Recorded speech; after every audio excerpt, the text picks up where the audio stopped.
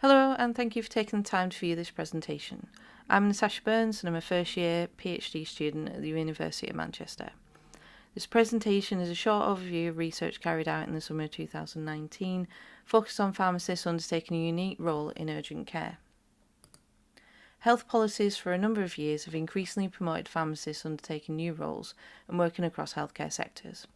This is due to NHS pressures, and pharmacists are seen as an important part of the solution to reduce the strain on services. In 2018, it was announced that the Integrated Urgent Care Programme, supported by the Pharmacy Integration Fund, would be expanding to enable pharmacists to lead on person-centred medicines optimisation in virtual acute settings. To put it simply, these ICU pharmacists carry out a triage role over the telephone with patients that have contacted NHS 111. They are then able to use their unique clinical expertise to provide advice, refer patients to appropriate care, and prevent unnecessary ambulance dispatches and hospital attendances. This is very much a new and emerging role. I will present a very brief overview of a study conducted with integrated urgent care pharmacists situated within a clinical hub operated by a regional ambulance service. The main aim of the study was to examine whether the urgent care pharmacists engaged in identity work and how their presence impacted upon professional boundaries and multidisciplinary working.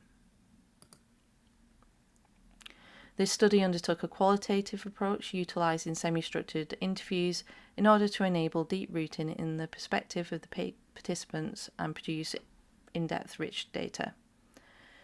13 interviews took place with pharmacists and other healthcare professionals working at a regional clinical hub.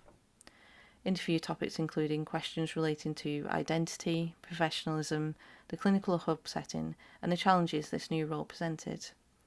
These interviews were then audio recorded, transcribed, and analysed using template analysis.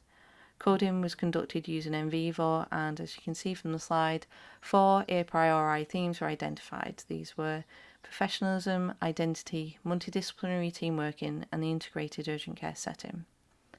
Unfortunately, one limitation of the study was a lack of time to recruit and conduct interviews due to administrative delays and situational complications with ethics approvals. The main findings demonstrated 4 professional identities common to urgent care pharmacists, most of which are supported by previous reporting on professional identities within pharmacy. These were patient-centred carers, medicines experts and advisors, scientists and communicators. The strongest identity put forward by participants were that of patient-centred carers. Healthcare policy has been refocused on patient-centred care for quite some time and might explain why it has been adopted into pharmacists' professional identity. The role of pharmacists as communicators is a distinctive element of professional identity, derived from this study and one which I intend to explore further in my postgraduate studies. A striking example of identity work was given in relation to the challenge of dealing with intentional overdoses. The need to show empathy was acknowledged as part of their professional identity to deliver person-centred care. The solution was to establish a form of detachment, but without impacting on their values of empathy. Evidence is presented indicating that identity work did take place in order to meet the unique challenges of the urgent care environment, and this is supported by professionalised socialisation within the clinical hub itself. As new roles develop through pharmacy practice, it is important to consider the impact this will have on the profession and the professional identities of pharmacists operating within new roles and sectors. Opportunities must be seized to provide early exploration of the degree to which identity work is undertaken by pharmacists in new contexts. Attention must also be drawn to the need for pharmacists, managers and service leads to articulate and reflect on the implicit professional identity expectations which affect conduct in new contexts.